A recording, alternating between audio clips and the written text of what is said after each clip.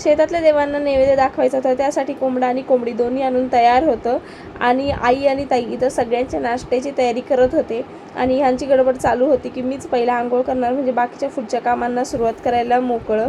आणि मटणसुद्धा आणून तयार होतं. आम्ही सगळ्या मिळून इथं घरामध्ये चपाती आणि भाकरी करणार होतो. बाकी सगळं जेवण पुरुष मंडळी शेतामध्ये करणार होते. आजच्या जेवणाची जबाबदारी सगळी पुरुषांवरती होती. आम्हाला फक्त चपाती आणि भाकरी एवढंच करायचं होतं आणि ते सगळं आवरून आम्ही घरातून निघालो शेतात जाण्यासाठी. आम्ही जाईपर्यंत आम्हाला वाटलं की सगळं आवरलं असेल, पण काहीच आवरलं नव्हतं. आणि अवधूतला कळायला लागल्यापासून अवधूत शेतामध्ये पहिल्यांदाच आलेला आणि तो खूप एन्जॉय करत होता. आणि हे सगळं शेत आमचं आहे बरं का. आणि जास्त काही तुम्हाला दाखवायला मला जमलं नाही, कारण तिथंसुद्धा थोडं काम होतं, तेच मी करत होते.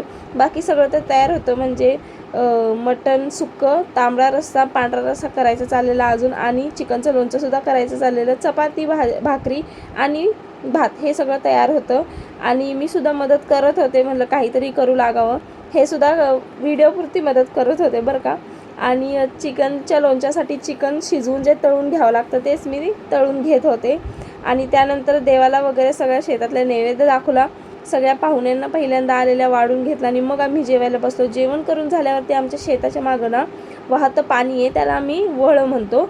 तिथंच आम्ही रंगपंचमी खेळायला गेलो. खूप एन्जॉय केला आणि संध्याकाळी 6-6:30च्या दरम्यान आम्ही घरी येण्यासाठी निघालो.